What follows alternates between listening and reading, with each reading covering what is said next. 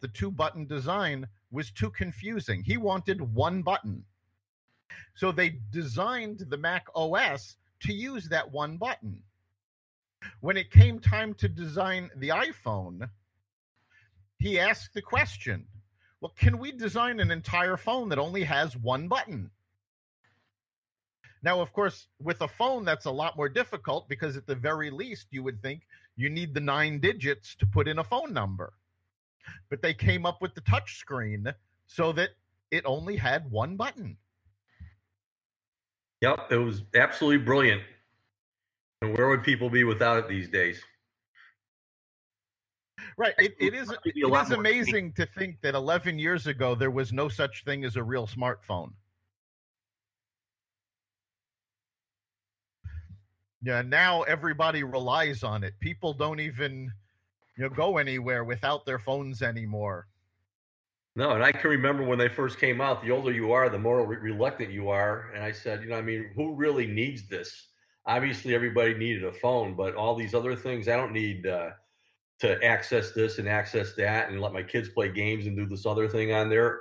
And yet the bottom line is, I think some of the biggest users of smartphones these days and texting and everything else are people like myself and my wife and everybody else. You go out anywhere in society and everybody is on their cell phone. It's not just the kids. No, it has become universal. And think about all of the things that have gone into a smartphone. You've got the phone itself, a camera. Now everybody has a camera everywhere they go. With the internet connectivity, you have a library inside the phone. The equivalent of a smartphone when I was growing up was every Friday, my friends and I would go to the public library, and each of us had a quarter in case we had a call home from a payphone. Well, those were the days of call and collect too. Right, or not for the students. Right, or not calling collect. As I know people won't, our younger audience won't remember this, but the older people certainly will. If you were going somewhere out of state and you had to call home long distance, you'd call your parents with, yes, this is a collect call from arrived safely.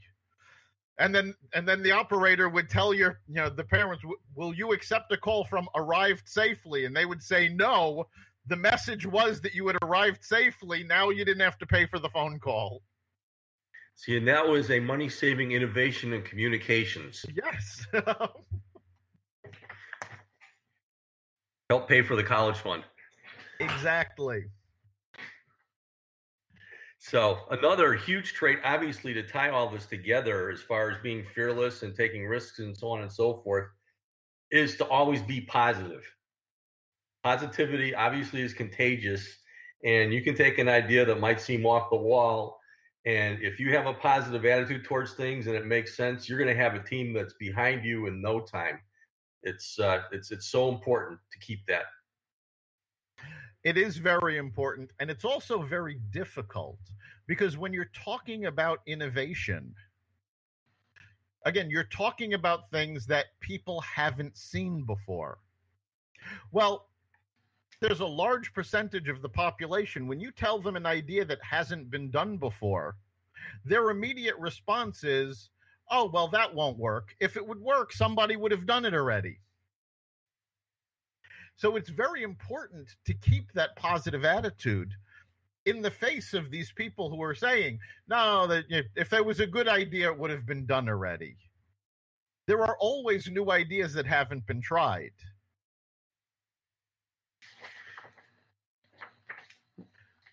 So also what good innovators do is that they don't do it alone.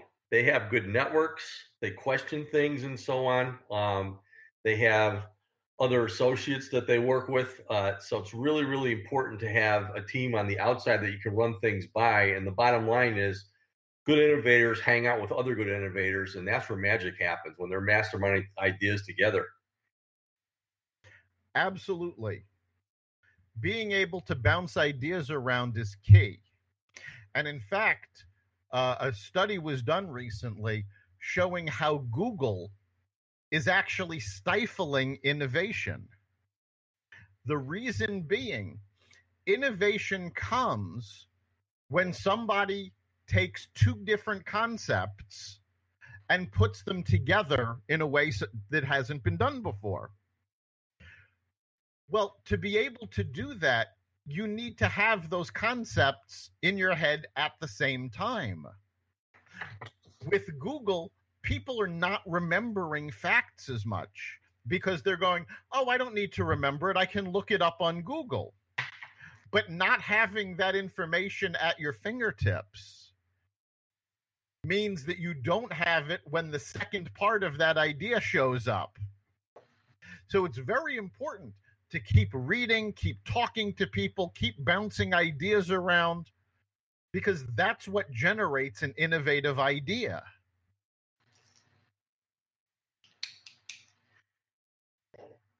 You know, if you're waiting around for something to just strike, that's not going to happen. You have to take something and look at it from a different perspective. Yeah, it's really important to experiment with different things, experiment with different ways to do things, and that's really what innovation is all about. A better way to do things, more convenient way to do things, a more profitable way to do things. And to do that, you got to experiment. You know, we talked a little bit earlier about just taking baby steps and instead of trying to conquer the world with one innovation. And that's the way to do it, is to just try different things rather than sitting still. Exactly. And actually, if you really want to see a showcase of what is going on in innovation, take a look at infomercials. Now, not all of these innovations are good ideas. Some of them are actually ridiculous. But everything that you see on an infomercial is somebody that was looking for a better way to do something. Now, whether the problem it solves is an actual problem for a lot of people or not, you know, it depends on your point of view. But that's where you're seeing these attempts at innovation. And again, the ones that work well will eventually show up in stores and become average everyday products that you can pick up. The ones that don't take off will just fade into oblivion. But this is where you're seeing a lot of those attempts. Yeah, and the more attempts you make, the closer you are to hitting one that's going to work. Right, and that's something very important to remember. Innovations don't necessarily work the first time, but you can build on them to make them work. People forget that the original iPhone was not a success. It didn't become a success until Apple developed the App Store so that you could buy apps and put them on, or download free apps for your phone. The original version didn't have that. You had to run apps through your web browser. And it turned out people really weren't interested in that. By the same token, the iPod by itself was not a big deal. It became a huge innovation when Apple introduced the iTunes Store, which made it so easy to put music onto the iPod. So version 1.0 of an innovative product isn't necessarily going to be a blockbuster. But it's the building block. It's that starting. So you had the original iPod, which, again, was not a big success. And then they added the iTunes Store. And then it took off. And then the iPod became the iPhone, which, again, originally not that big a success. And then they introduced the App Store. And then all sorts of other features started being added. And now smartphones are everywhere. It literally created an entire industry. No, and you're at the stage now when, Apple announces that a new product is coming out. You have people lining up at the door to buy it. even though they have no idea what it is. It's the Right. that they have. And they're Right. making a lot of money doing it too. Yes, they are. They were the first company to ever hit a $1 trillion market cap. And it's because of a reputation for innovation. And that's something else. You know, Apple has this huge reputation for being innovative. But Apple almost never is the first company to bring a feature or product to market. There were MP3 players before there was an iPod. There were other attempts at smartphones before the iPhone. Some people may remember the old Palm Pilot phones. What Apple does is it takes these ideas and makes them simple to use for the general public. An IT person once told me he hated Apple phones because as an IT person, he wanted to get under the hood and just tinker with everything. And, you know, the Apple products were not conducive to that. They were pretty well locked down. You had to jailbreak it to really get under the hood. Then he said, and what really pissed him off was the fact that if he actually wanted to get work done, he needed to use Apple products because they were the ones that just worked. He didn't have to worry about trying to fix them. He knew they were just going to work right. And that's why people buy things, because they want them to work right. They don't want to have to worry about things. So we talk about consumer psychology a lot, and that's exactly what it's all about. All right. So an innovation isn't necessarily something new. It could be taking an existing product and making it work better for its target market, or making it work better for a new target market. So you don't have to be a techie or an inventor to be innovative. Innovative is how you look at problem solving.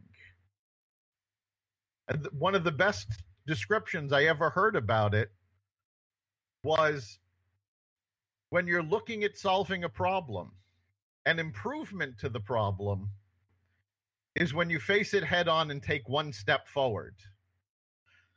An innovation to the problem is when you turn it upside down and do something completely new with it. And that's really what innovation is all about. It's looking at something with fresh eyes and doing something that you otherwise would not have thought of. So we're coming up on the end of our time here. So, Chip, what would you say is the big takeaway for this week? Well, it all starts with questioning the status quo, asking why not, what if, not having trouble accepting things as they are.